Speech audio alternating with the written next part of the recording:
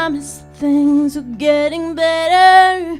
Now it's September and we are still together. Those 3 words you wrote on the palm of my hand the other day, so cliche. Maybe I should write you a note, send it by post. I know it's ready to go. Maybe I should write you a note, send it by post. I don't know, 'cause if I die, you know, but you might answer the phone. And those 3 little words you said I won't leave me alone. It goes on and on and on and on, on and on and on. It goes on and on and on and on, on and on and on. If I call it might go to voicemail and the words may come out wrong. So I write them all down in the form of a letter in the shape of a song. So I write them all down in the form of a letter in the shape of a song. We made a promise that things were getting better. Now it's September and we're still together. Those 3 words you wrote on the palm of my hand the other day, so cliche. Maybe I should write you a note, send it by post. I don't know it's ready to go. Maybe I should write you a note, send it by post. I don't know. It goes on and on and on and on, on and on and on. It goes on and on and on and on, on and on and on. If I call it might go to voicemail and the words may come out wrong. So I write them all down in the form of a letter in the shape of a song. So I write them all down in the form of a letter in the shape of a song. It goes on and on and on and on and on and on. It goes on and on and on and on and on and on. It goes on and on and on and on and on and on. It goes on and on and on and on and on. Yeah, beautiful, beautiful, beautiful Thank you stuff. so much. That's the Bella and Lily Band. The Iber Sisters, was that ever going to be the name of the band? It doesn't sound right. No? It doesn't sound right. Bella and Lily and Jarrett Yoakley on drums. Joining us live here in the studio is our house band. And our next guest is a guy who kind of knows Bella and Lily because when they had their EP that they made about a year and a half ago, the big kickoff party for it was in the Duck Room at Blueberry Hill. And sitting next to me is Joe Edwards, the man who is the guy behind Blueberry Hill and the pageant and so many other things on the Delmar Loop. Hi, Joe. Good morning. Good morning. Good to see you again. Wonderful being back. Welcome to our studio. I go down to the Loop on a fairly regular basis to see all sorts of things down there, movies at the Tivoli, etc. I'm very impressed with all the businesses that you have either started yourself or helped inspire that are down there. You've got a supermarket down there, United Provisions. Mm-hmm. There's a diner there, the Loop Diner, the Falcon Diner. You've got the pageant and the Pinup Bowl, and I know Pie Pizza's down there, and Raccanelli's Pizza's down there. These are the places I'm going. Right. the pizza places. And the new thing that you are here to talk about today is a project you've been working on for years called the Loop Trolley, and they're going to I guess break ground on this thing next month, right? Yes, it's really exciting to see this happening. It's a great thing for our region to have this type of electric transit. Young people in particular want to live in livable, walkable communities, and this is going to help do that. It'll be a great prototype to show St. Louis neighborhoods how to connect to each other and to Metrolink too, to make our city even greater. Okay, so for people who don't know where the map of this is going to be, it's going to start at the Lions Gates at one end of Delmar, where there's already a traffic circle, right? There's a roundabout that is going to be, ground's going to break on that next month in March, and the trolley will start at the U City Library and go east on Delmar. It'll be a 2.2 mile route where they'll go east on Delmar to Bolivar, and then south onto Bolivar inside Forest Park to the south side of the History Museum. Mm-hmm. And from there, people could transfer in the summertime to the circulator in Forest Park and get to the zoo and the Science Center. It's really going to be valuable for for the region. Nice, and bring people back to your businesses and the others that are your neighbors there in U City. So that'll be good. Here's one of my concerns. I have a couple, but here's one of my concerns. As I mentioned, I come down there, not every day, but I'm there fairly often. I'm going to get stuck in traffic behind your trolleys because they're going to run right on the street, right? The first half of it will be two sets of parallel tracks in the traffic lane, sharing them with the cars and buses and trucks like they've used to in the past. Actually, it'll ease congestion, if anything. People worry about the congestion aspect of it, but for several reasons, it'll be good. First of all, people will be able to take Metrolink and hop on the trolley at the Forest Park stop or the Delmar Loop stop. Or when they come in, they don't have to keep driving around looking for a parking space, circling and circling. They can just park and hop on the trolley. And third, bus drivers today, the senior bus drivers, train the new bus drivers to not pull all the way into the bus stop, to pull their nose in, leave the rump out so that people won't honk at them. It looks like they're trying to get off the road, but then they'll load up and then get right back in traffic again. So for a trolley that's going to run every 20 minutes, it'll have minimal impact on congestion, and it'll ease congestion, and people won't have to drive as much. Why was the decision made not to run it down the middle of Delmar? In that particular part of Delmar, it was important to have it in the two sets of parallel tracks so we wouldn't lose parking and it wouldn't disrupt the whole traffic flow. Once it gets about halfway to the Wabash station where the Delmar Loop stop is, then it will dovetail into a single dedicated track right down the center of Delmar where there's a lot more road space. And down to Bolivar, it'll be in a dedicated lane too. The Bolivar is going to be totally changed. It's going to be beautified beyond belief.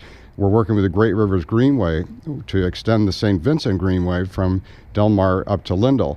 And so we're going to plant 120 new trees, do a lot of landscaping. There'll be the dedicated bicycle path and pedestrian path. Then the trolley will be dedicated lanes and the traffic lanes. And also you can have pedestrians and segways and rollerbladers, trolleys, cabs, cars, buses, everything but jet airplanes onto Bolivar. It's going to be a great You street. kids keep your jet airplanes at home. After you go to the hookah bars on Delmar, you never know what you're going to do with your jet airplane. That's right. Okay, so when did you first have the vision for this? In 1997. Was it you woke up one morning and go, oh, trolleys? Well, I was at a neighborhood charrette. No one could figure out how to draw economic development and improve Delmar east of Skinker. And I sat through all the ideas that people brought up about flower planters and banners on light poles and all, which were nice ideas, but they wouldn't have really drawn a lot of economic investment like a fixed track. And it just hit me about an hour and a half into this, and I raised my hand and spoke out, and met with dead silence. And I figured, well, maybe that's not such a great idea. But then I started thinking about it more and more, and it was. We need to bring it back and have a good transit system in our city like other thriving cities do, whether in Europe or in our country. In fact, the best feasibility study, I think, is not even to have one, but really we need one. But to look toward New Orleans as an example, the streetcar that goes out to the Garden District, those neighborhoods never went up and down through the years. They were stable for over a century. Other areas in New Orleans and St. Louis went up and down and never came back in some cases.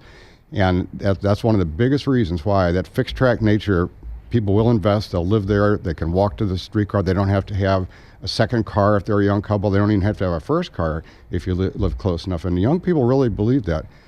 There's one fascinating article I read about 2 weeks ago, a couple of decades ago, of the trend in this country to livable, walkable communities. A couple of decades ago, people 20 years old, 87% of them had driver's licenses. Today, only 70%. That is a gigantic drop. A lot of young people just don't feel the need to. They don't want to pay for the price of the car, the gas prices, tire wear, engine wear, insurance. Parking some places. Parking costs and all. A very good point. So the idea is make it more walkable, more livable, and get public transportation up and running again, which we need more of here in St. Louis. When Highway 40 was rebuilt a decade ago, I was upset that we didn't have Metrolink running down the middle of it and going all the way out to West County into the Chesterfield Valley. Would have made things so much easier for a lot of people. Mostly me, I was thinking of, Joe, I'll be honest. But you had the idea in 1997. It's now 2015. Why did it take 18 years? Well, it was important to me that the funding of it not come out of the general funds of either the city of St. Louis or the city of University City. And we had to find that money, and little by little through the years, all of it got put together. The biggest single piece was the $25 million Urban Circulator Fund grant by the Federal Transit Administration. That was huge. And we vied with 65 cities, and only 5 received those funds. And we were one of them. St. Louis actually did get something this time. Yay. And by the way, these funds had to be spent on this type of transit. They couldn't be spent on health or education. They would have, if they hadn't come to St. Louis, they would have gone to a different state. And so it's great that we have them coming here. Okay, what's the total cost of the project going to be by the time it's done, sometime middle of next year? About $43 million. Which is less than half of Kansas City's that's going on right now. And in other cities, we've been very wise and careful on design and planning and efficiency. Do you see this expanding to elsewhere in St. Louis if it's successful in U City? I sure hope so. I mean, this city has a history of streetcars and trolleys. Right. You want us to get back to that? I really do. It's really tragic that we let that go. In 1966 was the last time a streetcar ever ran in St. Louis. And 2016, it'll be coming back. Back to the future. And there's some of the places I think it could go, one through Forest Park and cut down on fumes and congestion for animals and people, and out to the Central West End. It could North Grand to South Grand, could be downtown with circulators. Washington Avenue could certainly use it. Sure. All of downtown, I think, connecting the north side to the east side, north to the south side rather. Soulard to the near north side and all would be really good, and Grand Center to downtown and the Central West End, and Clayton. I think it makes sense going west one route at least. When Metrolink was built, Clayton business people didn't want it going down the center of Clayton unless it were underground, and so they pushed it way to the south. And so a lot of people who work in Clayton still drive and park. Yep. Well, if the trolley continued from the Lions Gates in U City up to Big Bend, over Big Bend to Forsyth, down Central to the Clayton Metrolink stop, thousands of Clayton workers and would take Metrolink and then hop on the trolley, and hot summer day, cold sleet day, free up parking in Clayton, make it a much more enjoyable place to work, and people wouldn't have to pay for parking like you pointed out earlier. How much is the Delmar Loop trolley going to cost when I get on? Most likely it'll be the same as Metrobus or Metrolink. That still is to be determined. $2.50, $3, something like that? Something like that. Okay. So you've been working on this idea for 18 years. You finally got the money together. You know, I don't know you very well, but my impression of you is you don't like to hear the word no. For instance, people said, you can't extend the Delmar Loop to the east of Skinker. Joe Edwards proved him wrong. You know, you got a bowling alley there, you got restaurants there, you got the pageant there. Moonrise Hotel. Moonrise Hotel. A four-diamond hotel. Yeah, very nice. Good plug. People now say, okay, well, that's about the limits. Are you planning to move anything east of that? Are there businesses that are thinking, I want to come in east of that? And will the trolley be a selling point to bring those businesses in? The trolley has already been a selling point. There's a wonderful $11.5 million project that just happened at Hamilton and Delmar. 2 architects, St. Louis Design Alliance, renovated the Gotham building, an 8-story building, into apartments, and built a new 3-story building on that corner in anticipation of the trolley. In fact, they had me at the groundbreaking and not the elected officials, because that they wanted to let people know that's why they did this, in anticipation of the trolley. And I see a lot more of that coming. There's so much activity now east of Skinker in the city of St. Louis, part of the loop. The loop's half in the city of St. Louis and half in U City. In U City. Right. How much of a hassle is it going to be for people on the loop for the next 16 months while construction is going on? Because I got to put in overhead lines, I got to put tracks in the pavement, etc. And are you, as a businessman, worried about your traffic being affected by that? I'm not. It's a fairly simple process. I mean, I don't want to oversimplify it. But it's not like they go in Tuesday morning and they're done Tuesday night. No, but what you can do is, say in the block where Blueberry Hill is, for example, for 2 weeks there'll be no parking on each side of the street, but the traffic lanes will still be open. They'll just be pushed to the north side or the south side while they come in, dig it up 13 to 18 inches deep, lay the rails, repave it, restripe it, and move on to the next 2 blocks. And that's not very. When you get to a corner, that's trickier. At De Bolivar and Delmar it'll be trickier, but there's no business to speak of down there. Right. Relatively. Yes, exactly. It's not like light rail or highways. It's much easier type of construction. And people like to see construction. They like people out there working and watching those tools. I don't know anybody who likes to see construction when they're in their car. Well, the orange cone is the bane of our existence, Joe. Well, the car will be able to keep going, but people can sit at the sidewalk cafes and watch people digging and laying track and stuff. It'll be interesting. It'll be a positive, I think. Well, congratulations on getting even closer to your goal, and I know that goal will come around in the summer of 2016 when you, I'm sure, will be the first rider on board the new Loop Trolley, right? Well, I don't know. There are a lot of people that work on this right now and making it happen, so I think we'll all get on there at once. It's always a pleasure having you on, Joe. Thanks Thank for you very joining me much, here Paul. today. Joe Edwards, the unofficial mayor of the Delmar Loop and the man behind the new Loop Trolley. They start construction of it